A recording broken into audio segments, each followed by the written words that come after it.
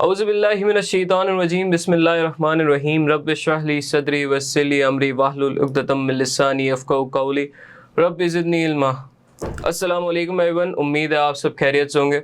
दोस्तों, हमने last class में क्या पढ़ा था? हम लास्ट क्लास का थोड़ा सा रिकैप करते हैं। हमने लास्ट क्लास में स्टार्ट किया था अपना first chapter which is essential elements of a legal system. उसके अंदर हमने शुरुआत की थी लॉ से। हमने लॉ के बारे में पढ़ा था, हमने लॉ की डेफिनेशन पढ़ी थी, हमने सोसाइटी के बारे में पढ़ा था कि सोसाइटी को दो चीज़ें संभालती हैं, सोशल कंट्रोल और सोशल ऑर्डर। दो चीज़ें बनाती हैं, which is one is formal mechanism and the other is informal mechanism. The formal mechanism is known as law and the informal mechanism is called morals. Law morals क्या है? जो हमारे customary बाप दादाओं के जहन की तालीमात जो हम तक के ट्रांसफ़र हुई हैं, जो हमें बताती हैं कि क्या सही है और क्या गलत है। लॉ क्या है? लॉ एक फॉर्मल स्ट्रक्चर्ड कानून है जो आपको गवर्नमेंट की तरफ से मिलता है, जो आपको बताता है कि आपको इन चीज़ों को फॉलो करना और इन चीज़ों से बचना है। सही है। लॉ के अपने नताइज होते हैं, मोरल्स के कोई नताइज नहीं होते। ये एक प्योर डिस्टिंक्शन है। टाइप्स ऑफ लॉ के बारे में फिर हमने पढ़ा था कि हमारे पास कितनी टाइप्स ऑफ लॉ है। हमारे पास कॉमन लॉ, इक्विटी लॉ है, हमारे पास क्रिमिनल लॉ, सिविल लॉ है, हमारे पास पब्लिक लॉ, प्राइवेट लॉ है, हमारे पास स्टैच्यू लॉ है। उसके बाद फिर हमने स्टार्ट किया था अपने पहले टाइप ऑफ लॉ से, विच इज़ कॉमन लॉ। हमने क्या पढ़ा था कि उसमें स्ट्रिक्ट रूल्स होते हैं और अर्लीस्ट फॉर्म ऑफ लॉ है वो नॉर्मन कॉन्क्वेस्ट के बाद नाफिज हुआ, नॉर्मन कॉन्क्वेस्ट के बाद वजूद में आया और क्या बोलते हैं अप्लाई होने लगा। उसके बाद फिर हमने पढ़ा था कि उसके अंदर मिक्सचर है बहुत सारे कस्टमरी लॉज का, आसपास के ज़मीनी कानूनों का एक मिक्सचर था वो, और उसमें जो रेमेडीज़ थी वो डैमेजेस कहलाती थी, जो कि प्योर मॉनेटरी टर्म्स पे होती थी। उसके बाद फिर हमने पढ़ा इक्विटी लॉ के बारे में, जो अगेंस्ट स्टैंड करता है कॉमन लॉ के, जो 2-3 साल बाद आया था कॉमन लॉ से, जिसके अंदर फेयरनेस का सिस्टम नाफिज हुआ, एक फेयरनेस आई लीगल सिस्टम के अंदर। ये वाहिद वो लॉ था इक्विटी लॉ, ये वो रेवोल्यूशन थी, ये वो चेंज था जो कि लीगल सिस्टम के अंदर फेयरनेस को लाया। उसके बाद फिर हमने क्या पढ़ा कि इसके अंदर जो रेमेडीज़ थी वो सिर्फ मॉनेटरी नहीं होती थी, वो नॉन मॉनेटरी भी होती थी। फिर हमारे स्टैच्यू लॉ पे हमने पढ़ा कि हमारी जो पार्लियामेंट जिस तरह के लॉज बनाती हैं उसको हम स्टैच्यू लॉ बोलते थे। वो कॉम्प्लिकेटेड और यूनिक लॉ होते थे, वो कॉमन लॉ जैसे नहीं होते थे। और क्या लिखा हुआ है, और would take an unacceptable length of time to develop company law. हमारे जो पार्लियामेंट है वो इस तरह के कॉम्प्लेक्स लॉज बनाती है जो बड़ी बड़ी ऑर्गेनाइजेशंस के ऊपर नाफिज किए जाते हैं, जो बड़ी बड़ी ऑर्गेनाइजेशंस को फॉलो करने होते हैं, जो उनको चलाने के लिए, कॉन्स्टिट्यूट करने के लिए, उनको सारी ज़िंदगी एक पाथ देने के लिए बनाए जाते हैं। फॉर एग्जाम्पल, अगर कंपनी लॉ आज वजूद में ना आता तो कोई भी कंपनी को इस बात का सेंस नहीं होता कि उसको फॉर्म कैसे होना है, उसको चलना कैसे है, उसको डिसॉल्व कैसे होना है। कोई लॉज एंड रेगुलेशंस नहीं होते जिसके ऊपर हर कंपनी एक ही पैटर्न पे चल रही होती है। अगर वो ये लॉ आज एग्जिस्ट नहीं करता कंपनी लॉ, तो हर कंपनी अपने हिसाब से अपनी मर्जी के पैटर्न्स पे चल रही होती है। सही है। अब जब कि ये कंपनी लॉ एग्जिस्ट करता है तो इस वजह से सारी कंपनीज इस लॉ को फॉलो करती है। इसकी खासियत थी। आगे बढ़ते हैं, हमने प्राइवेट और पब्लिक लॉ के बारे में पढ़ा कि तो इंडिविजुअल्स के जो डिस्प्यूट को संभालता है वो प्राइवेट लॉ है। जो गवर्नमेंट लेवल पे, स्टेट लेवल पे जो डिस्प्यूट्स को संभालता है, स्टेट लेवल जो वो ऑर्गेनाइजेशंस का ख्याल रखता है, स्टेट लेवल जो चीज़ें हैंडल की जाती है, जो ऑपरेशंस हैंडल किए जाते हैं, वो पब्लिक लॉ के थ्रू किए जाते हैं। जिसकी हमने एग्जांपल्स, जो हमारे पास सबसे कॉमन एग्जांपल्स है उसमें से एक है हमारी criminal law. Criminal law is what? Criminal law is a type of our public law. It's an example of public law. उसके बाद फिर हमने पढ़ा civil law. Civil law is an example of private law. अब क्या फ़र्क है civil law और क्रिमिनल लॉ में? क्रिमिनल लॉ में ये होता है कि हमारी जो स्टेट होती है वो एक बंदे को जिम्मेदार ठहराती है कि आपने ये गलत किया, आप इसके कॉन्सिक्वेंसेस बेयर करें। स्टेट किसको अकाउंटेबल ठहरा रही है? एक इंडिविजुअल को। और सिविल लॉ में क्या होता है? तो क्रिमिनल लॉ में स्टेट जिम्मेदार ठहरा रही है एक इंडिविजुअल को। इससे क्या जाहिर होता है कि the government is taking action against an individual. सही है। तो गवर्नमेंट एक्शन ले रही है, गवर्नमेंट के ऑपरेशन है, गवर्नमेंट की जिम्मेदारी है कि मुल्क में कानून जिंदा रखना, मुल्क में लोगों को इंसाफ दिलाना, मुल्क में लोगों को सेफ फील कराना, मुल्क में कानून नाफिज करवाना, ये गवर्नमेंट की जिम्मेदारी है। तो ये कहाँ फॉल करता है? पब्लिक लॉ में। अच्छा, क्राइम क्या होता है? Every action committed which is prohibited by law is crime. हर वो एक्शन जो लॉ ने मना किया है और अगर आप वो कर रहे हैं तो वो क्राइम है। ठीक है। और क्रिमिनल लॉ की क्या खासियत है, एक क्या स्टैंडिंग पॉइंट है, उसका स्टैंडिंग पॉइंट ये है कि when you are blaming someone, when you are accusing someone in case of criminal law, when the state is holding someone accountable for something, so there should be no reasonable doubt. They should be 100% sure that the action which was prohibited, which he performed, was actually done by him. And there should be no piece of doubt in that, because the consequences are severe and the consequences are bared by the individual. And it's not as in civil law कि आप कोई compensation दे के, आप कोई पैसे वैसे दे के आप फारिग हो जाएंगे. यहाँ पे consequences severe होते हैं. यहाँ पे fines भी charge हो सकते हैं, यहाँ पे आपको जेल में भी डाला जा सकता है, यहाँ पे you can get imprisonment for a long time and many other consequences which are severe. So there should be no reasonable doubt, there should be no doubt, there should be surety when you're blaming someone in case of criminal law. Now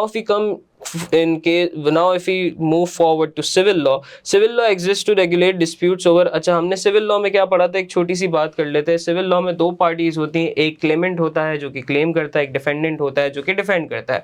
सही है. उसके बाद appeal करता है, जो Clement होता है वो अपील करता है जाके कि मेरे साथ गलत हुआ. जो डिफेंडेंट होता है वो खुद को डिफेंड करता है कि मैंने ऐसा कुछ नहीं किया. अगर डिफेंडेंट जीत जाता है तो उसके ऊपर कोई कंपनसेशन नहीं होती, बट अगर डिफेंडेंट हार जाते हो, क्लेमेंट जीत जाता है, वो ये बात साबित कर देता है कि जो मैंने इसके ऊपर एक्यूजेशन लगाई है वो सच है और इसने वो काम सच में किया है, तो defendant has to bear the consequences. The defendant has to bear the consequences. अच्छा जी, इसके अंदर क्या है, इसके अंदर जो डाउट है वो होना चाहिए बैलेंस ऑफ प्रोबेबिलिटी के ऊपर. मतलब जिसकी बात ज़्यादा सच्ची लग रही है, जिसके ऊपर कम शक हो रहा है, उसकी बात मानी जाएगी. सही है. यहाँ पे बेनिफिट ऑफ डाउट दिया जा सकता है, यहाँ पे डाउट की गुंजाइश है, बिकॉज दो इंडिविजुअल्स हैं, दो एक दूसरे को अकाउंटेबल ठहरा रहा है. जिसकी बात ज़्यादा सच्ची लगेगी, जिसके पास ज़्यादा एविडेंस होगा, उसकी बात मानी जाएगी. अच्छा जी, सबसे इम्पॉर्टेंट एरिया क्या है आपका सिविल लॉ में, which is all contract law, जो कि बिजनेस में काम आता है. आज के लेक्चर का हम कहाँ से आगाज़ करेंगे? आज के लेक्चर का हम आगाज़ करेंगे सिस्टम ऑफ कोर्ट्स से. हम आज बात करेंगे कोर्ट्स के बारे में कि जो केस आप अपील करते हो, आप अगर एक for example in case of, if I talk in case of civil law, if a claimant appeals. Sir, claimant appeal कर रहा है, क्लेमेंट कहाँ अपील करेगा? क्लेमेंट अपील कर रहा है, क्लेमेंट कहाँ अपील करेगा? क्लेमेंट अपील करेगा किसी कोर्ट में. किस कोर्ट में? वो उस कोर्ट में अपील करेगा जिस कोर्ट में उसकी सुनी जाएगी, जिस कोर्ट में इस तरह के मसाइल लिए जाते हैं, जिस कोर्ट में इस तरह के मसाइल्स को डील किया जाता है. किन कोर्ट्स में किया जाता है? कोर्ट्स देखें, एक तरह का कोर्ट नहीं होता. ऐसा नहीं है कि दुनिया जहां के केसेस, ड्रग के केसेस, टेररिज्म के cases, political cases, money laundering cases, anti narcotics cases, सारे केसेस आके एक ही कोर्ट में फॉल कर रहे हैं कि उसकी कस्टडी का केस भी यहीं हो रहा है, बराबर में किसी टेररिस्ट का केस सुना जा रहा है. नहीं, ऐसा नहीं है. देखिए, कोर्ट्स को डिफ्रेंशिएट किया गया ताकि केसेस को ईजिली डील किया जाए. फॉर एग्जाम्पल, अगर किसी के कस्टडी का इशू है, किसी के डिवोर्स का इशू, देखिए उसके लिए फैमिली कोर्ट्स अरेंज किए जाते हैं जहां पे ये छोटे छोटे मसाइल को हल किया जाए, जहां पे ये रोजमर्रा के मामलात से डील किया जाए. उसके बाद कोर्ट्स की एक हायरार्की होती है कि high court, supreme court, city court, ये कोर्ट, वो कोर्ट, ये हायरार्की एक फॉलो की जाती है. उस वो हायरार्की किस बेसिस पे बनाई जाती है? जिन बेसिस पे, जिस तरह के वो केसेस, जितनी केस की कॉम्प्लेक्सिटी है, जितना केस कॉम्प्लेक्स होता जाता है, वो उतनी हायर कोर्ट में अपील किया जाता है. ठीक है. ये हायरार्की बनाने की वजह क्या है? ताकि सिंपल केसेस, छोटे छोटे केसेस, रोजमर्रा के मसाइल जिनका कोई इतना बड़ा इम्पैक्ट नहीं है, वो वाले केसेस कहीं आपके बड़े बड़े कोर्ट्स का टाइम ना पी जाए. इस वजह से इनको छोटे छोटे कोर्ट्स में रखा जाता है जहां पे ये चीजें जल्दी डील की जा सकती है. अच्छा, अब ये क्या कह रहा है? ये भी यही बात कह रहे हैं. आज हम पढ़ते हैं. हम क्या पढ़ रहे हैं? हम पढ़ रहे हैं सिस्टम ऑफ कोर्ट्स. कोर्ट्स का सिस्टम क्या है? कोर्ट्स का सिस्टम है, the courts have to be organised to facilitate the working of the legal system. क्या कह रहे हैं? कि कह ये रहे हैं कि कोर्ट्स जो हैं हमारे, वो इस तरीके से ऑर्गेनाइज्ड होने चाहिए, वो इस तरीके से बने होने चाहिए कि वो हमारे लीगल सिस्टम को फैसिलिटेट कर सके. कि जो हमारा लीगल सिस्टम, हमारा जो एक लीगल स्ट्रक्चर बनाया गया है, उस लीगल स्ट्रक्चर को मद्देनजर रखते हुए उसको किस तरीके से अप्लाई अप्लाई करना है, उसको किन किन केसेस में अप्लाई करना है, किन किन केसेस में नहीं करना, उसकी मदद आपकी कौन करता है, उस चीज़ को फैसिलिटेट कौन करता है आपके, उस चीज़ को फैसिलिटेट कौन करता है आपके कोर्ट्स, ठीक है, उस चीज़ को फैसिलिटेट करता है आपके कोर्ट्स। समझ आ गई? आगे बढ़ते हैं। There are four main functional aspects of court system which underline its structure। जी 4 मेन फंक्शनल एस्पेक्ट्स है, 4 तरीकों से कोर्ट फंक्शन करता है जो कि उसके स्ट्रक्चर को डिफाइन करता है। वो 4 फंक्शन कौन से? नंबर 1 पे हम आते हैं, वो है civil and criminal law. Civil and criminal law differ so much in substance procedure that they are best administered in separate courts. क्या कहना चाह रहे हैं? अभी हमने थोड़े दिन पहले, कल हमने लास्ट लेक्चर में हमने सिविल लॉ और क्रिमिनल लॉ के बीच के डिफरेंसेस पढ़े। हमें उससे क्या पता चला कि ये तो दो एक अलग दुनिया है, सही है। उसके क्रिमिनल लॉ के अंदर अलग मामला से डील किया जा रहा है, सिविल लॉ के अंदर अलग मामला से डील किया जा रहा है। सर बहुत डिफरेंसेस हैं, हमने सारे डिफरेंसेस पढ़े, सब बहुत डिफरेंसेस हैं। तो इस वजह से जो सिविल लॉ और क्रिमिनल लॉ है उसके केसेस हम सेपरेट कोर्ट्स में डील करेंगे, उसके केसेस हम सेपरेट कोर्ट्स में डील करेंगे, हम सिंगल कोर्ट में नहीं करेंगे। क्यों? क्योंकि स्ट्रक्चर अलग है, तरीका अलग है, मिजाज अलग है दोनों केसेस का, तो उनको डील करने के लिए हमें सेपरेट केसेस चाहिए। ये क्या बता रहे हैं? ये वो चीजें बता रहे हैं जिनकी बेसिस पे कोर्ट्स डिफर होते हैं, जिनकी बेसिस पे कोर्ट्स बदलते हैं। आगे क्या कह रहा है? कह रहा है local courts allow vast bulk of small legal proceedings to be decentralised but important civil cases being begin in the high court in London. क्या कहना चाह रहा है कि लोकल कोर्ट्स आपके क्या करते हैं? लोकल कोर्ट्स आपके करते हैं, वो आपके छोटे बहुत सारे जो छोटे केसेस होते हैं उनको डिसेंट्रलाइज कर देते हैं, मतलब वो लोकल कोर्ट्स आप बांट देते हैं, ठीक है। वो जैसे अगर डिस्प्यूट, फैमिली डिस्प्यूट का कोर्स है, फैमिली का इशू है तो वो फैमिली कोर्ट्स डील कर रहे हैं। अगर बिजनेस कॉन्ट्रैक्ट का इशू है तो वो उससे रिलेटेड कर रहे हैं। अगर प्रॉपर्टी का इशू है तो प्रॉपर्टी के लिए अलग कोर्ट से जो डील कर रहे हैं। अगर नेबरिंग का इशू है तो उसके लिए अलग, अगर सोसाइटी का इशू है, किसी कम्युनिटी का इशू है तो कम्युनिटी कोर्ट अलग। इस तरीके से उसने कोर्ट्स को डिवाइड कर दिया। लोकल कोर्ट्स में बहुत सारे कोर्ट्स आते हैं। हमारे पास जो बल्क में केसेस आते हैं लोकल कोर्ट्स की, वो डिवाइड करता है इनटू डिफरेंट कोर्ट्स। किस बेसिस पे? Based on the nature. जिस तरीके के, जिस नेचर का वो केस होगा, उस नेचर के, उस तरीके के डील करने वाले के, उस नेचर के केस को डील करने वाले कोर्ट को वो दे दिया जाएगा। जैसे अभी हमने क्या बोला, फैमिली का केस फैमिली के कोर्ट्स के पास चला जाएगा, प्रॉपर्टी का प्रॉपर्टी के पास। बट इंपॉर्टेंट सिविल केसेस क्या कह रहा है? इधर है, फिर से कह रहा है important civil cases begin in high court of London. वो कह रहा है कि जो जरूरी सिविल केसेस होते हैं, जो कि देखे रोजमर्रा में भी कुछ ऐसे मामलात हो जाते हैं जो कि बहुत शॉकिंग होते हैं। कि फॉर एग्जांपल दो नेबर्स सालों से साथ थे, अचानक से एक नेबर का खबर आई कि उसने दूसरे को मार दिया। क्यों मारा? पूरी फैमिली को जला दिया। क्यों जला? देखिए इस तरह के बहुत सिवियर केसेस आपकी सोसाइटी में भी एग्जिस्ट करते हैं। जरूरी नहीं है कि वो कोई बड़े बड़े क्रिमिनल केसेस ही हो। देखिए ये सिविल सोसाइटी में भी कभी कभार सोसाइटी में भी इतनी डिस्टर्बेंस आ जाती है कि कोई ऐसे डिस्टर्बिंग केसेस आते हैं जो कि डील करने के लिए आपको हायर कोर्ट्स में जाना पड़ता है, क्योंकि वो लोकल कोर्ट्स की एक्सपर्टीज से बाहर हो जाते हैं। तो वो केसेस आपके कहाँ स्टार्ट होते हैं? हाई कोर्ट में, ठीक है। आगे बढ़ते हैं।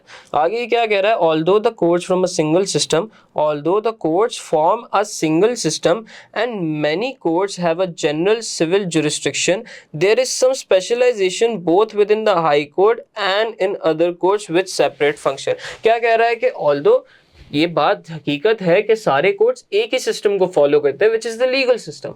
All the courts fall in the same system, but many courts have a general civil jurisdiction। मतलब जो वहाँ पे ज्यूरी बैठती है, वहाँ पे जो जजेस बैठते हैं, वो बहुत जनरल सिविल जजेस बैठते हैं। वो कोई स्पेशलाइज नहीं होते हैं, वो जनरल केसेस को डील करते हैं। बट उसके अंदर भी there have been some kind of specialisation and there is some kind of specialisation both with in high court.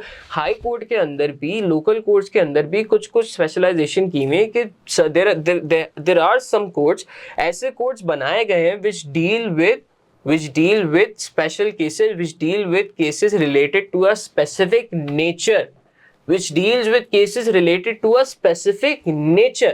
उस नेचर की बिलोंगिंग के हिसाब से वो केस को डील करता है। So they are known as specialised. क्यों? क्योंकि एक स्पेशल नेचर है, वो स्पेशल नेचर को डील कर रहा है, तो they are known as specialised courts. आगे बढ़ते हैं।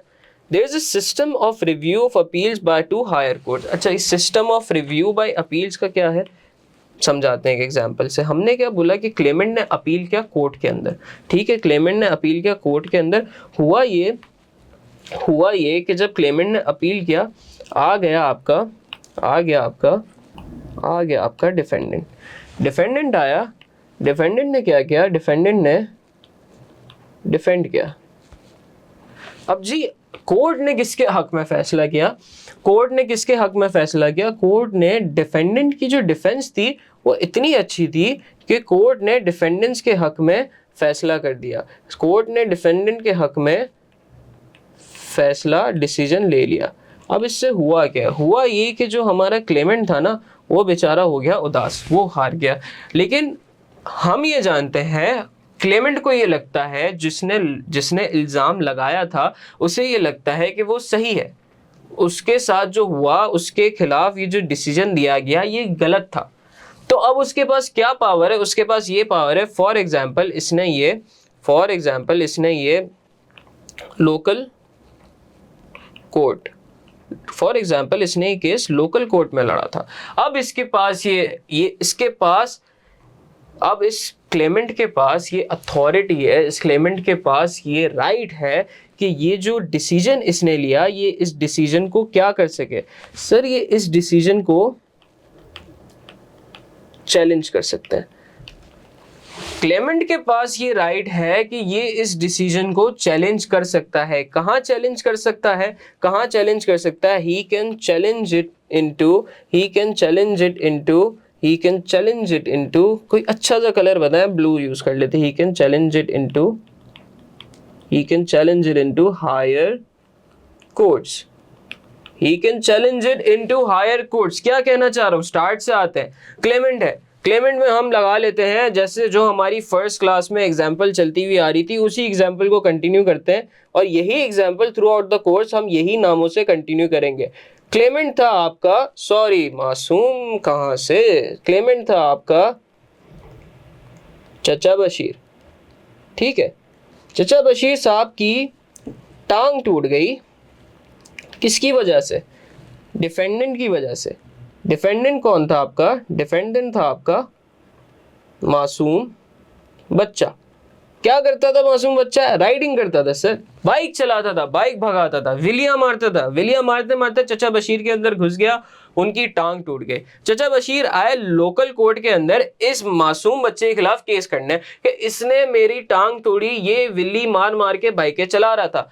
मासूम बच्चे को जब कोर्ट में बुलाया तो उसने बोला, जज साहब मेरी शक्ल देखे, मेरे नाम में ही मासूमियत है, आप कैसी बातें कर रहे हैं, मैं कहाँ विलिया चलाने वाला, मैं तो सुकून से 40 की स्पीड पे बाइक चलाता हूँ और बस चलाता रहता हूँ। ये तो चचा बशीर मेरे सामने आए थे, ये तो सामने आके मेरे खुद आए, ये जानबूझ के मेरे सामने है, इनको ऑफिस से छुट्टियां चाहिए थी इसीलिए उन्होंने करवाया ये।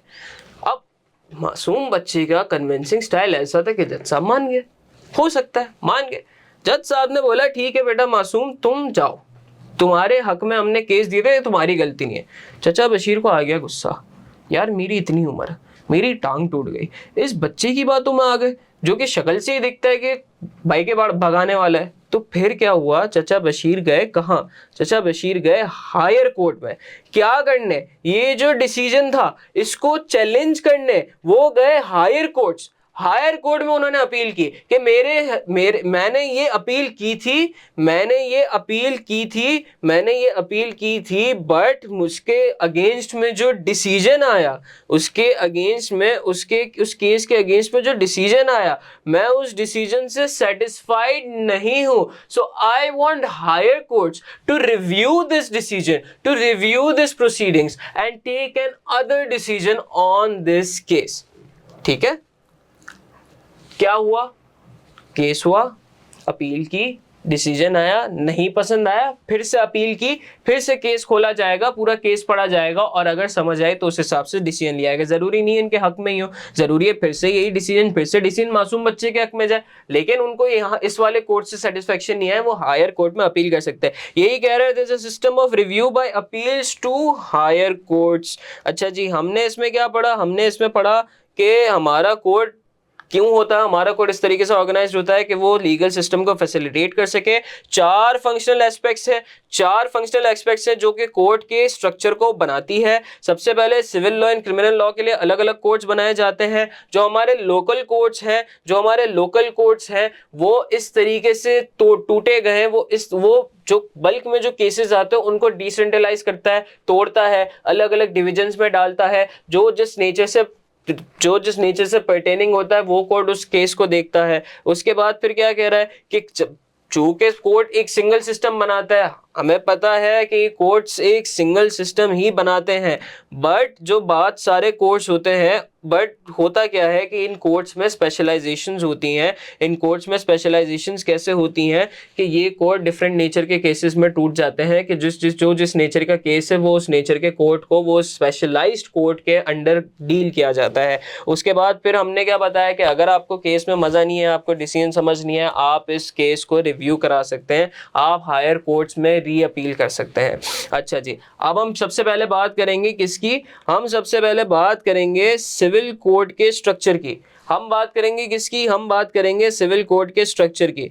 ठीक है, सिविल कोर्ट कौन सा? जहां सिविल लॉ से रिलेटेड केसेस डील किए जाते हैं। सिविल लॉ का स्ट्रक्चर क्या होता है? कह रहा है the civil law court structure comprises the following. उसके अंदर ये चीजें आती हैं। सबसे पहले क्या आता है? Magistrate courts mostly deal with domestic matters. Magistrate courts कौन से होते हैं? मैजिस्ट्रेट कोर्ट सर सबसे लोएस्ट कैटेगरी ऑफ कोर्ट होता है, सबसे लोएस्ट, सबसे छोटे केसेस जो सबसे मिनिमम सिंपल आसान से घरेलू मामला होते हैं वो कहाँ डील होते हैं? वो मैजिस्ट्रेट कोर्ट्स में डील होते हैं। कहाँ डील होते हैं? मजिस्ट्रेट कोर्ट्स में डील होते हैं। एक ऐसी टर्म बता दें जाए सर के जिससे ये चीज़ याद रहे। हम क्या कह रहे हैं? हम कह रहे हैं मजिस्ट्रेट कोर्ट्स बिल्कुल लोएस्ट होते हैं। हम कह देते हैं, लोएस्ट तो कहना अच्छा नहीं लगेगा, हम कह देते हैं सिंपल केसेस से क्या याद आएगा? सिंपल केसेस, रोजमर्रा के केसेस मैजिस्ट्रेट कोर्ट्स में सेट होंगे, मैजिस्ट्रेट कोर्ट्स में डील होंगे। सही है। उसके बाद फिर आता है हमारे पास काउंटी कोर्ट्स है claims in contract and tort, equitable matters and land and probate dispute against others. क्या कहना चाह रहा है? County courts hear claims in contract. हमने पढ़ा था कॉन्ट्रैक्ट और टॉर्ट लॉ किस लॉ में फॉल करता है? ऑब्लिगेशंस में। तो हमें इससे याद रहा कि जो ऑब्लिगेशन रिलेटेड केसेस होते हैं वो हम काउंटी कोर्ट्स में डील किया जाता है। कहाँ डील किया जाता है? काउंटी कोर्ट्स में। कौन कौन से? कॉन्ट्रैक्ट के, टॉर्ट के। टॉर्ट और कॉन्ट्रैक्ट कहाँ आता है? लॉ ऑफ ऑब्लिगेशंस में आता है। उसके बाद फिर लैंड रिलेटेड डिस्प्यूट्स, प्रोबेट क्या होता है सर? प्रोबेट पता है? प्रोबेट वसीयत रिलेटेड जो मामला थे, कोई मर गया, उसने बोला मेरी जायदाद इनमें बांट देना। किन में बांट देना? मेरे इतने बच्चे इनमें बांट देना। कैसे बांट देना?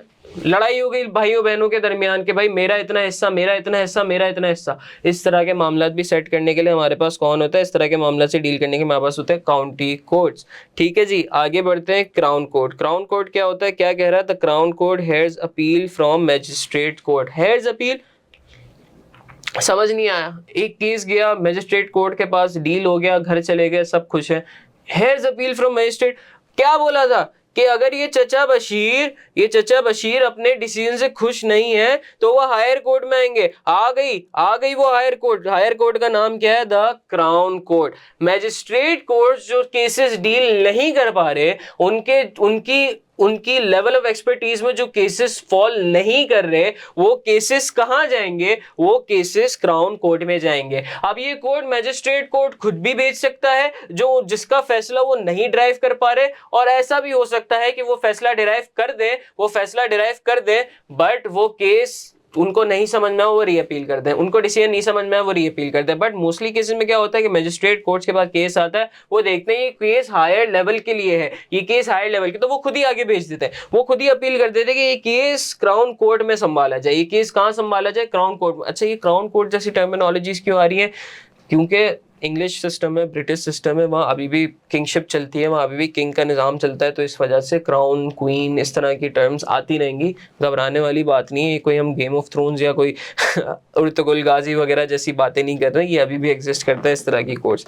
ठीक है, अच्छा जी, आगे हम बढ़ते हैं हाई कोर्ट के ऊपर। The high court is divided into 3 specialist divisions, Queen's bench, family and chancery. अच्छा जी, क्या कह रहा है कि जो हमारी हाई कोर्ट है, सही है, जो हमारी हाई कोर्ट है, which is a higher level of court, नाम में ही है हाई कोर्ट, नाम में ही है कि ये हाई कोर्ट है, which is a higher level of court, is divided into 3 specialist division. हमने क्या पढ़ा था, स्पेशल डिवीजन क्या होते हैं, which deals in different nature of which deals in different nature of cases, which deals in specific nature of cases, जिस नेचर के केसेस वो बिलोंग करते हैं, जिस तरह के नेचर के केसेस होते हैं उसी तरह की नेचर की वो कोर्ट्स होती है। देखें ये देखें क्वींस बेंच, क्वींस बेंच आगे पढ़ेंगे, अभी हल्का सा खुलासा दे देता हूं कि जो हमारे लोकल छोटे केसेस होते हैं ना, डिस्प्यूट्स होते हैं, वो ये क्वीन बेंच संभालता है, जो कि मजिस्ट्रेट कोर्ट नहीं डील कर पाता, वो आगे जाते हैं फिर क्वींस बेंच संभालता है। जो हमारी फैमिली रिलेटेड डिस्प्यूट्स होते हैं वो इसमें आते हैं, फैमिली कोर्ट्स में आते हैं। ये देखें ये भी डिवीजन है हाई कोर्ट की, फैमिली।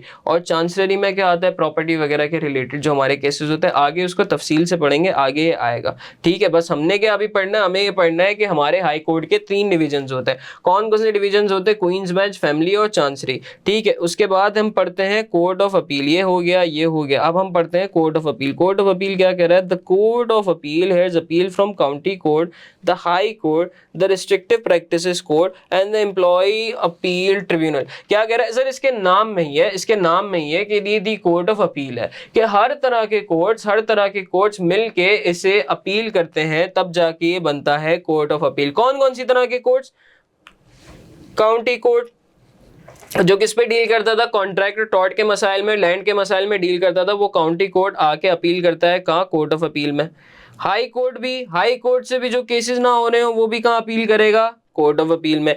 रिस्ट्रिक्टिव प्रैक्टिसेस कोर्ट में भी जो मसले हल ना हो रहे हैं वो भी कहाँ अपील कर सकता है, कोर्ट ऑफ अपील में। रिस्ट्रिक्टिव प्रैक्टिसेस उन चीजों के अगेंस्ट केसेस होते हैं जो चीजें मना की गई है। रिस्ट्रिक्टिव प्रैक्टिसेस एक चीज मना की गई, रिस्ट्रिक्टिव मना की गई, प्रैक्टिसेस काम, वो काम जिनको मना किया गया अगर उसके बावजूद वो अंजाम नहीं जा रहे तो उनके खिलाफ प्रोसीडिंग्स होती हैं, लीगल केसेस होते हैं। वो लीगल केसेस भी कहाँ अपील कर सकते हैं, कोर्ट ऑफ अपील में कर सकते हैं। Employment appeal tribunal, employment related मसाइल, एम्प्लॉय अगर अपील करना चाह रहे हैं अपने एम्प्लॉयर के अगेंस्ट, एम्प्लॉयर अपील करना चाह रहे हैं अपने एम्प्लॉय के अगेंस्ट, वो भी कहाँ अपील कर सकता है, कोर्ट ऑफ अपील में अपील कर सकता है। उसके बाद 10 सुप्रीम कोर्ट, सबका दादा सुप्रीम कोर्ट, सबसे ऊपर the supreme court hairs appeal from the court of appeal and the high court. Supreme court सुनता है सिर्फ 2 लोगों की, कोर्ट ऑफ अपील की और किसकी, कोर्ट ऑफ अपील की सुनता है और हाई कोर्ट की सुनता है। ठीक है, अब ये हायरार्की चलती हुई आ रही है। हायरार्की कैसे चलती हुई आ रही है, हमारे पास सबसे पहला आता है magistrate courts which is the lowest of all the courts.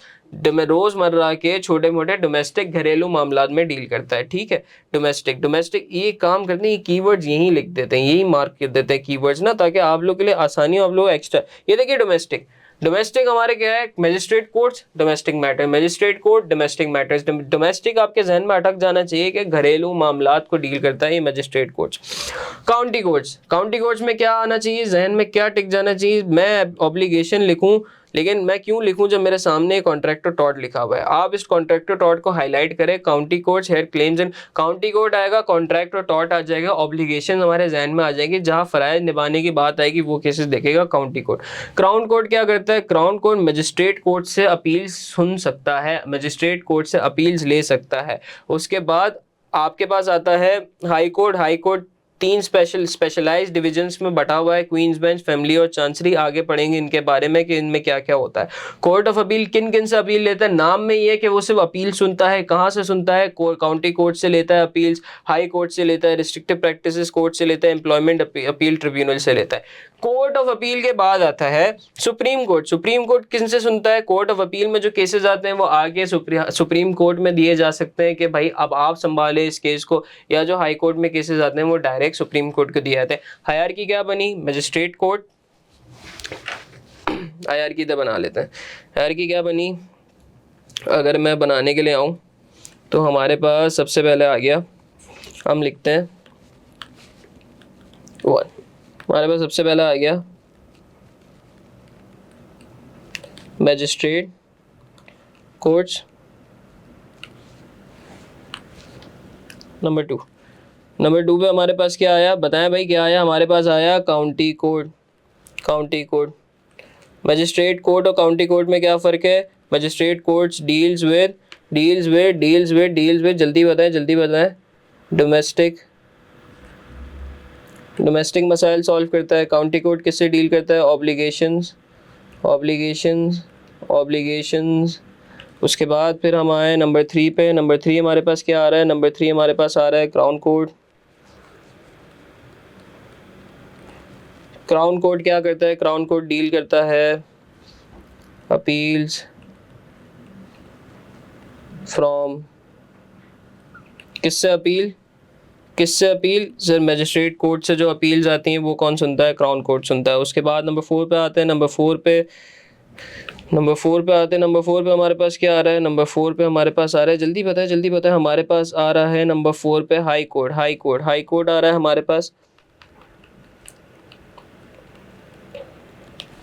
High court हमारे पास आ रहा है। 3 डिवीजन्स हैं, 3 डिवीजन्स हैं, ये इसकी खास बात है। हम इधर लिख लेते हैं 3 डिवीजन्स। उसके बाद फिर हमारे नंबर 5 पे क्या आ रहा है? हमारे पास नंबर 5 पे आ रहा है, जल्दी बताएं क्या आ रहा है? सोचे मेरे ऊपर जाने से पहले सोचे। हमारे पास आ रहा है court of appeal. Court of appeal कहाँ से सुनता है? कोर्ट ऑफ अपील आपका कहाँ से अपील सुनता है? जल्दी सोचें। कोर्ट ऑफ अपील हमारा काउंटी कोर्ट से भी अपील सुनता है, CC county court, HC high court और रिस्ट्रिक्टिव प्रैक्टिसेस कोड। इन कोर्ट से ये क्या सुनता है? ये अपील सुनता है। अपील्स आती हैं इन कोर्ट से जिनको ये फर्दर डील करता है। अच्छा जी, इससे आगे बढ़ते हैं। हमारे पास कोर्ट ऑफ अपील के बाद आता है एंड में सुप्रीम कोर्ट। सुप्रीम कोर्ट हमारे पास आता है। सुप्रीम कोर्ट किन किन से सुनता है? सुप्रीम कोर्ट हमारा हाई कोर्ट से सुनता है और कोर्ट ऑफ अपील से सुनता है। सुप्रीम कोर्ट हमारा किन किन से अपील सुनता है? हाई कोर्ट से सुनता है और कोर्ट ऑफ अपील से सुनता है। ठीक है, ये हमारे पास एक बन गई हायरार्की नंबर 1 टू नंबर 6। ठीक है, सबसे एंड पे आता है मजिस्ट्रेट कोर्ट्स, उसके बाद काउंटी कोर्ट। अच्छा, ये चल रही है यूं, सही है। अगर मैं इसको लिख दूं लो टू हाई चल रही है। ऐसा ना हो बंदा इसको उल्टा पढ़ने लग जाए, सुप्रीम कोर्ट को सबसे नीचे ले आए। सुप्रीम कोर्ट सबसे नीचे नहीं है। देखिए, मैं आपको सिंपल सी बात बताता हूँ। जो घर के लोग हैं उनके बीच में मसला हो, वो कहाँ जाके बात करेंगे? वो बात करेंगे मजिस्ट्रेट कोर्ट में। ठीक है, बड़ी सिंपल सी बात करते हैं, ये चीज़ हमारे सामने क्लियर हो जाएगी। वो कहाँ बात करेंगे? वो बात करेंगे मजिस्ट्रेट कोर्ट्स में। वो जब मजिस्ट्रेट कोर्ट्स में बात करेंगे फिर वो काउंटी कोर्ट में कौन आते हैं? काउंटी कोर्ट में बिजनेस वाले लोग आते हैं, जिनके बिजनेस के मसले होते हैं, जो कि बिजनेस इश्यूज से डील कर रहे होते हैं। ठीक है, वो आते हैं आपके काउंटी कोर्ट में वो आते हैं, वो अपनी अपील रखते हैं कि भाई हमारे ये मसाइल चल रहे हैं। अब क्राउन कोर्ट में क्या होता है? क्राउन कोर्ट में डायरेक्ट बंदा नहीं जा सकता, डोमेस्टिक वाला बंदा क्राउन कोर्ट में डायरेक्ट नहीं जा सकता। उसने अपील कर दी मजिस्ट्रेट कोर्ट में। अब मजिस्ट्रेट कोर्ट ये अपील देगी क्राउन कोर्ट को। हायरार्की दिख गई। हायरार्की क्या है कि मजिस्ट्रेट कोर्ट तक के डोमेस्टिक बंदा, घरेलू बंदा जाके पहुंच सकता है, बट क्राउन कोर्ट में डायरेक्ट जाके अपील नहीं कर सकता। उसके लिए उसको मजिस्ट्रेट कोर्ट में जाना पड़ेगा, जो कि छोटी कोर्ट है। वो बड़ी कोर्ट में जाके अपील करेगी, विच इज क्राउन कोर्ट। सही है, आगे बढ़ते हैं। हाई कोर्ट की 3 डिवीजन है। हाई कोर्ट के बारे में हमने पढ़ा, उसकी 3 डिवीजन है, वो 3 तरीके से डील करता है। अब जो कोर्ट ऑफ अपील है ना, वो काउंटी कोर्ट की भी सुनता है, वो हाई कोर्ट की भी सुनता है, वो रिस्ट्रिक्टिव, वो सबकी सुनता है। अब ये सारे डायरेक्टली जाके कोई बंदा कोर्ट ऑफ अपील में जाके अपनी अपील नहीं रख सकता, उसको इन कोर्ट्स में ही अपील देनी पड़ेगी, फिर वो कोर्ट्स डील करेंगे इन अपील से। सही है। उसके बाद ये जो हाई कोर्ट और ये जो आपका कोर्ट ऑफ अपील है, ये ही सुप्रीम कोर्ट तक के पहुंच सकता है। उसके अलावा वो छोटे कोर्ट, मजिस्ट्रेट कोर्ट वगैरह भी नहीं पहुंच सकते। अगर केस बढ़ते बढ़ते यहां तक के पहुंचा तो ठीक है, तो जाके ये कोर्ट डील करेगा। ठीक है, आई होप आपको ये हायरार्की समझ में आएगी। अब इसकी एक डायग्राम समझ लेते हैं। सिविल स्ट्रक्चर समझा रहा है। अब ये सिविल स्ट्रक्चर क्या समझा रहा है कि देखें, हमारे पास मजिस्ट्रेट कोर्ट है। हम एक एक कोर्ट करके बात करते हैं। हमारे पास मजिस्ट्रेट कोर्ट है। ठीक है, हमारे पास मजिस्ट्रेट कोर्ट है। मजिस्ट्रेट कोर्ट कहाँ जा रहा है हमारा? ये मजिस्ट्रेट कोर्ट जा रहा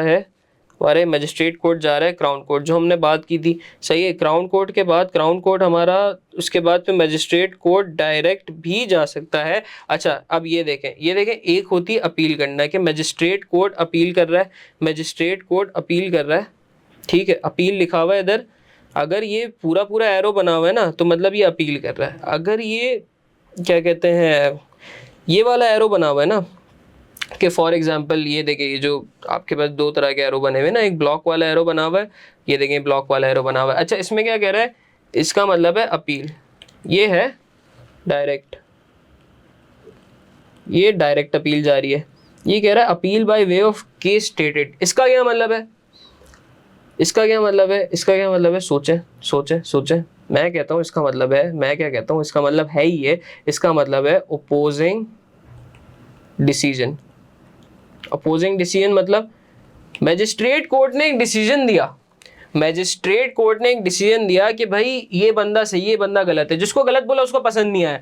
अब जो वो अपील करेगा जाके हाई कोर्ट के अंदर, वो कहलाएगा appeal by way case stated. अब जो वो अपील करेगा, एक तो मैजिस्ट्रेट कोर्ट डायरेक्ट केस भेज रहा है हाई कोर्ट में कि हाई कोर्ट जज साहब आप ये केस संभाले, एक उसने केस संभाल लिया, मगर जिस बंदे के खिलाफ डिसीजन आया उसे लगा कि ये केस सही से संभला ही नहीं, ये केस सही से देखा ही नहीं गया, तो वो जाएगा हाई कोर्ट के पास कि आप मेरी हेल्प करें, आप इस केस के अंदर नजर डालें। ठीक है, आगे बढ़ते हैं। अब वो हाई कोर्ट में क्या है, हाई कोर्ट में आपकी ये देखिए डिवीजन आ गई, क्वीन बेंच डिवीजन आ गई, फैमिली डिवीजन आ गई, चांसलरी डिवीजन आ गई, फिर हाई कोर्ट जाता है कोर्ट ऑफ अपील में, फिर जाता है सुप्रीम कोर्ट में, हम बात कर चुके हैं। अच्छा जी, ये काउंटी कोर्ट है, काउंटी कोर्ट में अपील आती है, फिर वो जाती है हाई कोर्ट में, वो जाती है कोर्ट ऑफ अपील में, और फिर वो जाती है सुप्रीम कोर्ट में। ठीक है, इसी की जगह एम्प्लॉयमेंट ट्रिब्यूनल ये भी जाता है कोर्ट ऑफ अपील में, एम्प्लॉयमेंट ट्रिब्यूनल से जाता है फिर सुप्रीम कोर्ट में। ठीक है, हाई कोर्ट में ये देखिए लीप फ्रॉग प्रोसीजर क्या है कि आप एक कोर्ट को लीप फ्रॉग प्रोसीजर क्या है, लीप फ्रॉग प्रोसीजर ये है कि आप एक कोर्ट को स्किप करके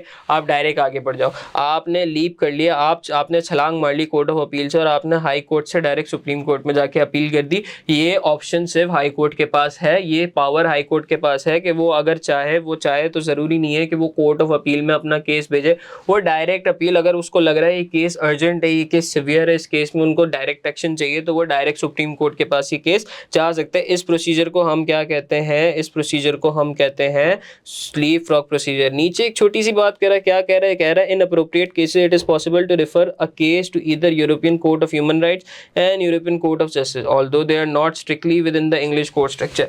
अगर कोई ऐसा केस आता है, जहाँ लगता है कि उस केसेस को के जहां हमें पॉसिबिलिटी लगती है कि ये case European court of human rights deal करेगा या यूरोपियन कोर्ट ऑफ जस्टिस करेगा, तो हम ऐसे केसेस डाल सकते हैं वहाँ पे, हम ऐसे केसेस डाल सकते हैं। कहाँ डाल सकते हैं, European court of human rights में या यूरोपियन कोर्ट ऑफ जस्टिस में हम इस तरह के केसेस दे सकते हैं जहाँ हमें लगता है कि ज़रूरी है, जहाँ हमें लगता है पॉसिबल है। बट उनकी एक खास बात ये है कि वो इंग्लिश कोर्ट स्ट्रक्चर्स के स्ट्रिक्टली फॉलोवर नहीं है, क्योंकि वो यूरोपियन कोर्ट है, वो पूरे यूरोप से डील करती है, वो पूरे यूरोप के केसेस डील करती है, वो स्ट्रिक्टली इंग्लिश कोर्ट नहीं है, वो स्ट्रिक्टली यूके रिस्ट्रिक्टेड कोर्ट नहीं है, वो सिर्फ यूके के लिए फंक्शन नहीं करती, इसलिए उसमें डिफरेंट तरह के मुल्कों की डाइवर्सिफिकेशन चीज़ें मिलके आती हैं, तो इस वजह से वो स्ट्रिक्टली मीट नहीं करता इंग्लिश कोर्ट स्ट्रक्चर को, बट कहीं ना कहीं एक हद तक के करता है, क्योंकि आसपास की बात है। ठीक है, तो अगर कुछ केसेस आपको ऐसे लगते हैं कि वो यहाँ डील होने चाहिए या यहाँ डील होने चाहिए, तो फिर आपको चाहिए कि आप ऐसे इन केसेस को आप यहाँ डील करवा सकते हो। समझ आ गई कोर्ट की स्ट्रक्चर, हमने हायरार्की पढ़ ली, एंड में आके हम फिर से रिवाइज करेंगे। अभी आगे बढ़ते हैं, हमारे पास फिर आता है द क्रिमिनल कोर्ट स्ट्रक्चर। अब हम बात करते हैं कि जो क्रिमिनल लॉ में जो क्रिमिनल केसेस आते हैं उनको वो किस तरीके से कोर्ट्स में डील किए जाते हैं, उनको डील करने का कोर्ट स्ट्रक्चर क्या है, स्टार्ट करते हैं बिस्मिल्लाहिर्रहमानिर्रहीम, स्टार्ट करते हैं हम द क्रिमिनल कोर्ट स्ट्रक्चर। सांस लेते हैं, ठंडे होते हैं, पिछली वाली बातें जहन में रखते हैं, 2 सेकंड रेस्ट करते हैं, उसके बाद फिर इस पर आते हैं। मैं बढ़ता जाऊँगा, मैं पढ़ाता जाऊँगा, चीज़ें बढ़ती जाएंगी, जहन में कुछ नहीं आएगा। सांस लेते हैं 2 सेकंड का। ओके, अब आते हैं हम अपने द क्रिमिनल कोर्ट स्ट्रक्चर पे। ये मेरा अजम्पशन है कि आपके जहन में वो पिछली सारी बातें अब इंस्टॉल हो गई होंगी और इंशाल्लाह हो गई होंगी। तो अब आगे बढ़ते हैं, ज़्यादा लंबा ब्रेक लेंगे तो आपके और हमारे लिए मसला हो जाएगा। अच्छा जी, क्या कह रहा है, the criminal court structure comprises the following. Criminal court structure के अंदर ये चीज़ें आती हैं। Number 1, magistrate courts have summary offences and committal proceedings for indictable offences. अच्छा जी, अभी क्या कह रहा है, ये कह रहा है कि जो मजिस्ट्रेट कोर्ट्स होती हैं, जो कि यहाँ भी सबसे लोअर लेवल ऑफ कोर्ट्स है, वो क्या करती हैं, वो समरी ऑफेंसेस सुनती हैं और वो कमिटल प्रोसीडिंग सुनती है इंडिक्टेबल ऑफेंसेस से। बहुत गाढ़ी टर्मिनोलॉजीज यूज कर रहा है एक ही सेंटेंस के अंदर। समरी ऑफेंसेस का मतलब एक आपके पास आए हैं list of offences, list of offences आए हैं कि ये हुआ, ये हुआ, ये हुआ, ये हुआ, ये हुआ, एक्स वाई जी, ये सब होता रहा, ठीक है। इन सब की अगर एक समरी बना के आपको प्रेजेंट की जाए कि इस केस का कुल खुलासा ये है, तो ये जो समरी आपको दिखाई जा रही है ये आपकी कहलाती है, जो खुलासा आपको दिखाया जा रहा है ये आपको कहलाता है समरी ऑफ ऑफेंस। मतलब एक केस के सारे मैं आपको बताता हूँ, एक केस के सारे फैक्ट्स एंड फिगर्स, एक केस के सारे फैक्ट्स एंड फिगर्स को इकट्ठा करके अगर हम एक समरी बनाएं तो वो समरी कहलाती है आपकी समरी ऑफ ऑफेंसेस, ठीक है, समझ आई। अब ये क्या कह रहा है, ये समरी ऑफ ऑफेंसेस सुनता है, ये कमिटल प्रोसीडिंग सुनता है और फिर ये इंडिक्टेबल ऑफेंसेस सुनता है। कमिटल प्रोसीडिंग्स क्या होती हैं? कमिटल प्रोसीडिंग्स का मतलब होता है दैट हमारे पास फॉर एग्जाम्पल अगर एक ऑफेंस आया है and that offence is serious, एक सेकेंड रुकिएगा, हमारे पास एक ऑफेंस आया है and that offence is pretty serious, okay. So इस तरह का अगर हमारे पास कोई ऑफेंस आया विच इज प्रीटी सीरियस, जिसके कॉन्सिक्वेंसेस काफ़ी हाई हैं, जिसके डैमेजेस काफ़ी हाई हैं, so what we are gonna do, we are gonna attend what the magistrate court is gonna do. Magistrate court क्या करेगा, दैट मैजिस्ट्रेट कोर्ट एक कमिटल प्रोसीडिंग सेट करेगा, एक कमिटल प्रोसीडिंग एक्शन में लाएगा, फॉर एग्जांपल वो चीज़ करेगा, ठीक है। वो कमिटल प्रोसीडिंग क्या होती है? कमिटल प्रोसीडिंग का मतलब होता है कि वो एक प्रिलिमिनरी, अगर मैं आपको इजी वर्ड में इसको लिखूं तो एक प्रायर हेयरिंग रखेगा। प्रायर हेयरिंग क्यों रखेगा? टू डिसाइड, प्रायर हेयरिंग क्यों रखेगा? To decide the complexity and consequences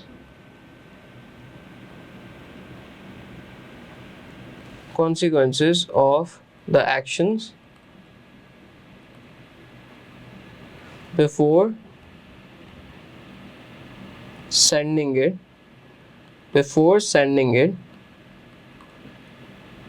to trial।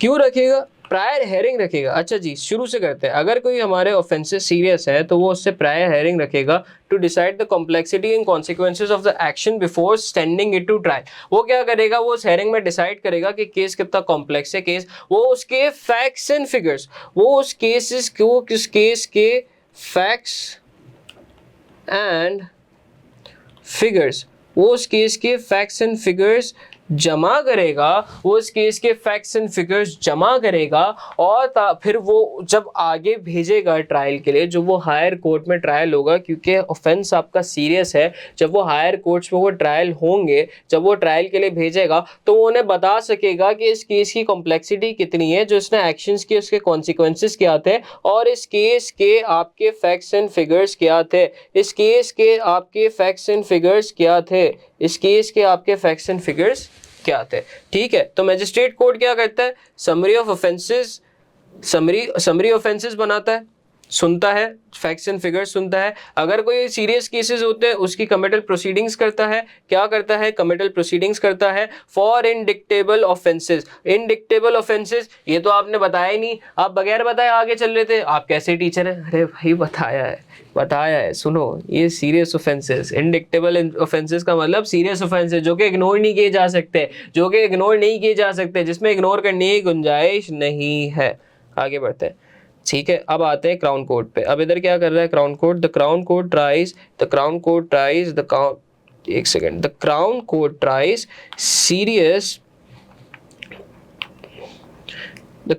Tries serious criminal indictable offences and hears appeal from magistrate courts. ये क्या करते हैं? ट्राइज का मतलब ट्राई क्या कोशिश क्या कर रहा है? अरे नहीं, ट्रायल जो चलाता है उसको कहते हैं कि वो ट्राइज करता है, he is running a trial for serious criminal offences. Serious criminal offences देखिए इधर आ गया, serious indictable, serious indictable, fancy word for serious. Do we have to know, क्या हम इसको सीरियस से रिप्लेस नहीं कर सकते? No no no no no, law पढ़ते हुए इस वर्ड को ध्यान में रखें, इंडिक्टेबल। भले आम जिंदगी में आप इंडिक्टेबल यूज ना करें, आप सीरियस यूज करें, बट लॉ पढ़ते हुए इसको ध्यान में रखें। आपने इसको ध्यान से निकाल दिया, पेपर में आ गया इंडिक्टेबल, आप कंफ्यूज हो गए, वो ये तो याद ही नहीं किया, ये तो भूल गए। सीरियस आया तो याद आया, हाँ यार ये सीरियस है, बट वो सीरियस नहीं देगा, वो इतना अच्छा नहीं है, वो सीरियस देगा, उसने इंडिक्टेबल दे दिया, फंस जाएंगे। ठीक है, वो क्या कर रहे हैं, offensive hairs appeal from magistrate courts पे जो केसेस आते हैं वो कहा जाते हैं क्राउन कोर्ट में जाते हैं, जो सीरियस केसेस होते हैं। The divisional courts of queen bench division, QBD, queen bench division, hairs appeals bye way of case stated from magistrate courts and the crown courts.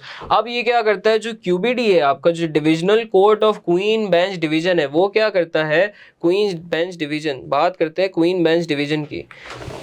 आपका है queen bench division, queen bench division also known as QBD। क्या करता है, क्या करता है ये queen bench division, ये इट हेयर्स ना हाँ, हेयर्स अपील्स लाते हैं लोग यहाँ पे। तो इसमें क्या बड़ी बात है, इसमें कौन सी ऐसी नई बात है? मैजिस्ट्रेट कोर्ट से और क्राउन कोर्ट से अगर ये अपील सुन रहा है तो इसमें क्या बड़ी बात है? इसमें नया क्या है, इसमें क्या है, बाय, इसमें जो स्पेशल चीज़ है वो इधर लिखी हुई है, bye way of case stated, bye way of case stated. क्या कहना चाह रहा है कि जो डिसीजंस आपके मैजिस्ट्रेट कोर्ट ने लिए, जो डिसीजंस आपके क्राउन कोर्ट ने लिए, अगर उन डिसीजन से आपका क्लेमेंट, आपका बंदा, क्लेमेंट या डिफेंडेंट, जो बंदा था जिसके अगेंस्ट वो डिसीजन, अगर वो राजी नहीं है और वो उसको रिव्यू कराना चाहे bye way of case stated, वो उसको रिव्यू कराना चाहे, केस स्टेटेड मतलब एक केस, ठीक है, उसका डिसीजन लिया गया, वो अगेंस्ट उसके डिसीजन के लेना चाहे, तो अगर bye way of case stated वो उसको रिव्यू कराना चाहे तो फिर वो जाएगा क्वीन बेंच डिवीजन में। वो जाएगा कहाँ पे, वो जाएगा क्वीन बेंच डिवीजन में। ठीक है, आगे बढ़ते हैं। हमने क्या पढ़ा, मैजिस्ट्रेट कोर्ट से हम गए क्राउन कोर्ट और डिविजनल कोर्ट से जो भी by way of case stated appeals आ रही हैं, जो डिसीजन के अगेंस्ट जो अपील्स आ रही हैं वो आ रही हैं क्वीन बेंच डिवीजन में। उसके बाद फिर आते हैं कोर्ट ऑफ अपील में, वो कहाँ से सुनता है, वो क्राउन कोर्ट से डायरेक्ट अपील सुनता है। देखिए फर्क है, appeal by way case stated और direct appeal by way case stated और डायरेक्ट अपील, दोनों का फर्क हमने समझा हुआ है, फर्क जाहिर रखिएगा, कंफ्यूज नहीं होना बिल्कुल भी। The court of appeal hairs appeals from, direct appeal आती है कहाँ से, क्राउन कोर्ट से। सुप्रीम कोर्ट क्या करता है, supreme court hairs appeal from court of appeal और डिविजनल कोर्ट ऑफ QBD। अच्छा जी, अब क्या करता है, जो आपका सुप्रीम कोर्ट है वो या तो इससे सुनेगा या तो इससे सुनेगा। क्यों इससे नहीं सुन रहा, क्योंकि ये इसको बता रहा है, ये इसको बता रहा है, तो भाई जब ये आपस में बातचीत हो गई तो अब ये क्या, इनको क्यों यहाँ आने दे रहे हो भाई? आपके पास केस आ गया ना, कोर्ट ऑफ अपील आपके पास केस आ गया, इसको थोड़ा साफ कर देता, बहुत गंदा हो गया। कोर्ट ऑफ अपील आप बात सुने, कोर्ट ऑफ अपील आपके पास केस आ गया ना,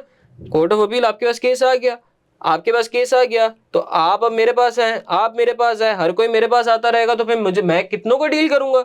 तो इस वजह से हायरार्की बनाई जाती है, ताकि एक सिस्टम मेंटेन रहे, एक स्ट्रक्चर मेंटेन रहे, ताकि सुप्रीम कोर्ट के ऊपर इतना बर्डन ना है कि उसको हर किसी की सुननी पड़े। ठीक है, ताकि वो केसेस फिल्टर होके वो अच्छे केसेस आए, फिल्टर होके सारे जो मेन केसेस है वो सुप्रीम कोर्ट के पास आए। ठीक है, इसी की डायग्राम दी हुई है, पढ़ लेते हैं, थोड़ी सी डायग्राम देख लेते हैं, समझ आ जाएगा। देखें यहाँ पे दिखा हुआ है अपील ऑफ केस स्टेटेड, और अपील ऑफ केस स्टेटेड हमारे पास अपील आ गई, अपील ऑफ केस स्टेटेड भी आ गया। ठीक है, और कमिटल फ्रॉम मैजिस्ट्रेट कोर्ट, सही है, ये आ गई कमिटेड फॉर ट्रायल, सही है। अच्छा, ये फर्स्ट इंस्टेंस आ गई, डायरेक्ट अपील आ गई, ये आ गई appeal by way case stated, और क्या कहते हैं, कमिटेड फॉर ट्रायल, और ये आ गया कमिटेड फॉर सेंटेंस। अच्छा जी, ये फर्स्ट इंस्टेंस है, ये डायरेक्ट जाएगा। अच्छा, ये कमिटल प्रोसीडिंग है, ठीक है, ये कमिटल प्रोसीडिंग है। देखें दो तरह के ना, एक कमिटल प्रोसीडिंग है और एक appeal by way case stated. ये भी committal for trial for sentence मतलब इम्प्रिजनमेंट, कमिटल फॉर ट्रायल के अभी इसके ऊपर ट्रायल होगा, इसमें डिसीजन ले चुके हैं कि सेंटेंस के लिए जा रहा है, और इसमें ट्रायल के लिए जा रहा है कि अभी मजीद ट्रायल होगा, ठीक है। ये होगी रीहियरिंग और ये होगी फर्स्ट इंस्टेंस, ठीक है। आगे बढ़ते हैं, क्राउन कोर्ट से हम आगे बढ़े। क्राउन कोर्ट कहाँ जाता है? क्राउन कोर्ट जा सकता है डिवीजन ऑफ क्वीन बेंच पर, मजिस्ट्रेट कोर्ट भी जा सकता है डिवीजन ऑफ क्वीन बेंच पर bye way of case stated, ठीक है। उसके बाद पे डिवीजन कहाँ जाता है? सॉरी, आपका ये जो डिवीज़न कोर्ट है क्वींस बेंच का, ये आपका डायरेक्ट सुप्रीम कोर्ट जाता है, और ये जो आपका क्राउन कोर्ट है ये जाता है आपका कोर्ट ऑफ अपील, ठीक है। ये देखिए, ये जो फर्स्ट इंस्टेंसेस के जो ये केसेस हैं ये जाते हैं आपके कोर्ट ऑफ अपील में। कोर्ट ऑफ अपील में जाते हैं, कोर्ट ऑफ अपील किससे जाते हैं? ये सुप्रीम कोर्ट में। क्वीन बेंच डिवीज़न भी सुप्रीम कोर्ट में जाता है। यही हमने हायरार्की पढ़ी थी कि मजिस्ट्रेट कोर्ट बेचता है क्राउन कोर्ट को, क्राउन कोर्ट बेचता है divisional court of queen bench को। कहाँ किसके थ्रू जाता है? Appeal by way case stated जाता है। मजिस्ट्रेट कोर्ट से भी appeal by way case stated जाता है। यही हमने ऊपर भी पढ़ा था कि ऐसा ही होता है, दोनों तरफ से आता है। उसके बाद पे क्राउन कोर्ट से जो डायरेक्ट अपील जाती है वो कोर्ट ऑफ अपील में जाती है, कोर्ट ऑफ अपील में जाती है, कोर्ट ऑफ अपील में जाती है, कोर्ट ऑफ अपील में जाती है। उसके बाद फिर वहाँ से सुप्रीम कोर्ट से एक या कोर्ट ऑफ अपील से जा रहा है और यहाँ से भी जा रहा है, क्वीन बेंच डिवीजन से भी जा रहा है, ठीक है। ये हमारा था क्रिमिनल कोर्ट का स्ट्रक्चर। एंड में आके उसको वापसी रिवाइज करेंगे। अभी आगे बढ़ते हैं। हमारा जो दूसरा है, हमने सिविल कोर्ट स्ट्रक्चर पढ़ लिया, हमने क्रिमिनल कोर्ट स्ट्रक्चर पढ़ लिया। अब हम आते हैं हमारे तीसरी चीज़ पे, विच इज़ मजिस्ट्रेट कोर्ट्स। अब हम बात करते हैं कोर्ट्स की। हमने स्ट्रक्चर पढ़ लिए, हमने पढ़ लिया कि भाई कौन से कोर्ट से शुरुआत होती है और किस कोर्ट तक के जाती है। हमने ये चीज़ पढ़ ली, हमने ये चीज़ अपने जहनों में क्लियर कर ली। अब हम नेक्स्ट क्लास से इंशाल्लाह पढ़ेंगे। क्या पढ़ेंगे? हम पढ़ेंगे कोर्ट्स के बारे में। जो आज हमने कोर्ट्स के बारे में बात की, हम उसकी तफसीलन बात करेंगे। कब बात करेंगे? नेक्स्ट क्लास में। आज के लिए इतना ही रखते हैं। उम्मीद है आपको ये सारी बातें समझ आई होंगी। मैं एक दफ़ा छोटा सा रिकैप करा देता हूँ। आज हमने सिस्टम ऑफ कोर्ट्स पढ़ा। सिस्टम ऑफ कोर्ट्स के अंदर हमने क्या पढ़ा? हमने डिफरेंट कोर्ट्स पढ़े। हमने पहले फंक्शनैलिटीज़ पढ़ी जिसकी वजह से कोर्ट्स डिवाइड होते हैं कि क्रिमिनल और सिविल लॉ है, लोकल कोर्ट्स हैं जो कि डिवाइडेड हैं, हमारे हाई कोर्ट के अंदर स्पेशलाइजेशन है, और एक system of new review of appeal from high court है। System of review by appeals to higher court है। इन केसेस इन फंक्शंस की वजह से, इन फंक्शनल एक्सपेक्ट्स की बेसिस के ऊपर एक पूरा कोर्ट का स्ट्रक्चर बनता है, ठीक है। इन फंक्शनल एक्सपेक्ट सबसे पहले हमने क्या पढ़ा? सिविल एंड क्रिमिनल लॉ, सही है, जिनकी वजह से कोर्ट्स अलग हुए। उसके बाद फिर हमने पढ़ा लोकल कोर्ट्स भी होते हैं जिनके अंदर भी छोटी छोटी स्पेशलाइजेशन बनी होती हैं, छोटे छोटे डिवीजन बने होते हैं। उसके बाद फिर हमने पढ़ा कि हायर कोर्ट्स के अंदर भी स्पेशलाइजेशन होती हैं, जो हमने पढ़ा QBD, फैमिली, चांसरी। उसके बाद फिर हमने देखा कि भाई ये जो हायर कोर्ट्स होती हैं इनको हम अपील भी कर सकते हैं कि हमारे जो लोअर कोर्ट्स के डिसीजन है उनको रिव्यू करें, सही है। तो इन बेसिस के ऊपर हमारे कोर्ट का पूरा स्ट्रक्चर बनता है, civil and criminal law, local court, specialisation और अपील्स। उसके बाद फिर हम आते हैं, हमने पढ़ा सिविल कोर्ट का स्ट्रक्चर। सिविल कोर्ट के अंदर हमारा मजिस्ट्रेट कोर्ट आता है, फिर काउंटी कोर्ट आता है। देखिए नंबर से चलते हैं। नंबर 1 टॉप पे कौन है? Supreme court. सुप्रीम कोर्ट के बाद court of appeal, court of appeal के बाद हाई कोर्ट, हाई कोर्ट के बाद क्राउन कोर्ट, क्राउन कोर्ट के बाद काउंटी कोर्ट्स, काउंटी कोर्ट्स के बाद magistrate courts. Top to bottom, top पे सुप्रीम कोर्ट, बॉटम पे मजिस्ट्रेट कोर्ट। हायरार्की हमने पढ़ी। हायरार्की हमने कैसे पढ़ी? मजिस्ट्रेट कोर्ट में केस आता है, मजिस्ट्रेट कोर्ट में केस आता है किसके? डोमेस्टिक केसेस आते हैं, घरेलू मामला आते हैं। बिजनेस के मामला काउंटी कोर्ट्स में आते हैं। क्राउन कोर्ट में कौन से केसेस जाते हैं? मजिस्ट्रेट के घरेलू केसेस जाते हैं। अब देखें, मजिस्ट्रेट कोर्ट, काउंटी कोर्ट और क्राउन कोर्ट। मजिस्ट्रेट कोर्ट के केसेस जा रहे हैं अपील होने, कहां पे? क्राउन कोर्ट में। उसके बाद हाई कोर्ट आता है। हाई कोर्ट में 3 डिवीजन है, queens bench division, family division और चांसरी डिवीजन। उसके बाद फिर आता है court of appeal. Court of appeal में कहां से जाते हैं? काउंटी कोर्ट से भी आपके केसेस जाते हैं, काउंटी कोर्ट से आपके केसेस जा रहे हैं, हाई कोर्ट से आपके केसेस जा रहे हैं, रिस्ट्रिक्टिव प्रैक्टिसेस से आपके केसेस जा रहे हैं, और एम्प्लॉयमेंट अपील ट्रिब्यूनल से आपके केसेस जा रहे हैं। फिर सुप्रीम कोर्ट पे आते हैं। सुप्रीम कोर्ट किसकी सुनता है? सुप्रीम कोर्ट सुनता है कोर्ट ऑफ अपील की और हाई कोर्ट की। कोर्ट ऑफ नंबर 2 और नंबर 3 की सुप्रीम कोर्ट सुनता है, उससे नीचे की सुप्रीम कोर्ट नहीं सुनता, ठीक है। हाई कोर्ट ऑफ अपील किसकी सुनता है? Court of appeal, county court, सबकी सुनता है। कोर्ट ऑफ अपील में हर बंदा आके कोर्ट अपनी अपील्स कर सकता है, ठीक है। उसके बाद हाई कोर्ट में क्या होता है? हाई कोर्ट में बड़े ये आपको क्लियर हो जाना चाहिए, मैं इतना रिपीट करूंगा आप पक जाएंगे, बोलेंगे यार बस सर प्लीज, बस सर याद हो गया सर, माफ कर दे सर, याद हो गया, बस याद कर लें, जहन में बैठा लें इसे, ठीक है। इतना रिपीट करूंगा मैं। खैर आगे बढ़ते हैं, मजाक कर रहा हूँ, तंग नहीं आइएगा, अभी तो शुरुआत है।